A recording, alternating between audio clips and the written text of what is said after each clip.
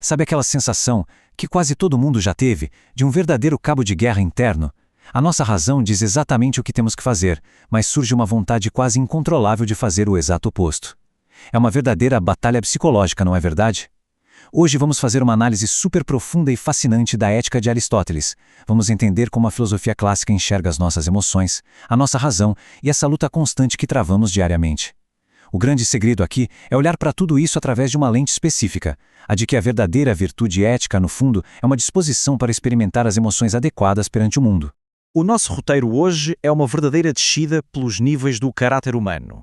Vamos começar com o ideal da virtude ética, passar pela batalha interna da continência, descer para a queda da incontinência, chegar na escuridão do vício e, por fim, falar sobre a busca pela harmonia. Bom, começando logo pelo topo da cadeia, o ideal da virtude ética. O que é de explodir a cabeça nesse conceito é que ele bate de frente com aquela nossa ideia moderna de que ser bom tem que doer, que a gente tem que sofrer e lutar bravamente para fazer o que é certo. Para Aristóteles, não tem nada disso. A pessoa verdadeiramente virtuosa não sente nenhuma pressão interna para agir mal. Zero. Não existe aquele sofrimento de abrir mão de um prazer destrutivo. Muito pelo contrário, ela genuinamente sente prazer em fazer o que é certo. É como um mestre que já domina uma arte complexa. A mente e a emoção caminham de mãos dadas, numa paz absoluta.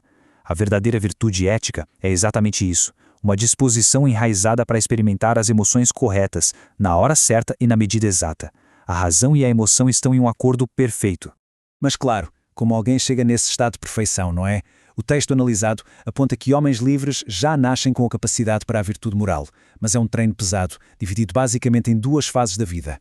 Na infância, a base é o hábito. É preciso repetir incansavelmente as ações corretas para moldar e afinar as respostas emocionais adequadas. É um tipo de preparação emocional inferior. Depois, na idade adulta, com o pensamento já maduro, a pessoa desenvolve o que os gregos chamavam de phronesis, que é sabedoria prática ou prudência. A verdadeira mágica acontece quando esses bons hábitos emocionais lá da infância se fundem com a capacidade deliberativa adulta. É um trabalho constante de aperfeiçoamento. E aqui entra o grande problema. O que acontece quando esse processo longo e cuidadoso não sai perfeitinho? Quando a alma humana sofre um desarranjo e as emoções simplesmente se recusam a obedecer às ordens da razão, gerando aquele conflito interno super palpável? É aí que descemos um degrau, entrando na batalha interna, a chamada continência. Aristóteles chama as pessoas nesse estado de continentes ou encrateis. Imaginemos a seguinte situação. A pessoa toma a decisão racional certinha, mas sofre uma resistência tremenda, geralmente por causa de um apetite por um prazer imediato ou por um pico de raiva. A influência emocional não está controlada. A pessoa continente até consegue resistir a essas pressões irracionais muito melhor do que a média e, no fim das contas, faz exatamente a mesma ação que a pessoa virtuosa faria. Mas prestemos atenção na diferença crucial. Essas pessoas não são consideradas virtuosas por Aristóteles. Porquê? Porque lhes falta justamente aquela disposição natural e pacífica para as emoções adequadas. A ação externa saiu certinha, mas por dentro a alma continua num campo de batalha. A razão ganha a luta, mas sai completamente desgastada. E se continuarmos descendo nesse aspecto do caráter, vamos entender como essa estrutura começa a ruir na seção 3, a queda da incontinência. O contraste aqui é brilhante e muito revelador. De um lado, como acabamos de ver, temos a pessoa continente, que luta contra os desejos ruins e a razão acaba vencendo no braço. Mas do outro lado, temos a pessoa incontinente, os acratés. Para o incontinente, a pressão desses mesmos desejos ruins é simplesmente esmagadora. Ao contrário das pessoas em geral, que conseguem um meio termo, quem é incontinente tem baixíssimo sucesso em resistir aos impulsos do momento. A pessoa até sabe, intelectualmente, o que deveria fazer. Só que na hora decisiva, a ausência daquela famosa disposição emocional adequada faz com que o desejo atropele tudo. A emoção sequestra a razão e dita a ação final. Bem, agora as coisas ficam realmente sombrias. Vamos entrar na escuridão do vício.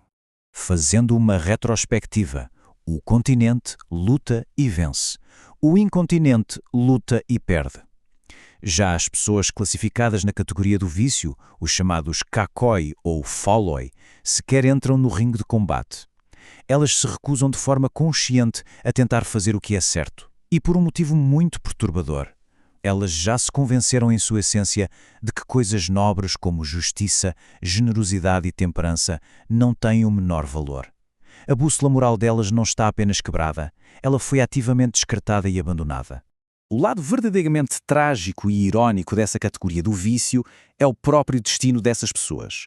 O material nos mostra indivíduos movidos quase que exclusivamente por desejos de dominação e luxo. É um apetite insaciável por acumular mais e mais, o que os gregos chamavam de pleonexia. Só que, apesar de toda essa busca implacável, o resultado nunca, sob nenhuma hipótese, é a felicidade. É o oposto. As fontes destacam que essas forças destrutivas deixam essas pessoas com uma existência fraturada e repletas de ódio contra si mesmas. No curto prazo, podem até aplicar seus planos terríveis com convicção, mas inevitavelmente o tempo passa e elas são engolidas por um arrependimento devastador. É o retrato cruel de uma disposição emocional inteiramente corrompida. Isso nos leva diretamente para a nossa quinta e última parte, a busca pela harmonia. Essa matriz resume tudo de um jeito supervisual.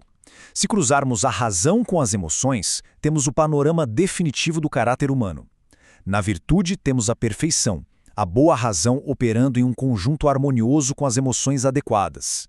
Na continência, a razão está ali trabalhando, mas as emoções adequadas estão ausentes, gerando aquele atrito todo.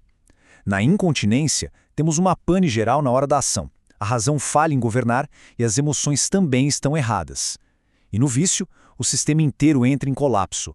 A própria razão é corrompida para objetivos ruins e as emoções são puramente destrutivas.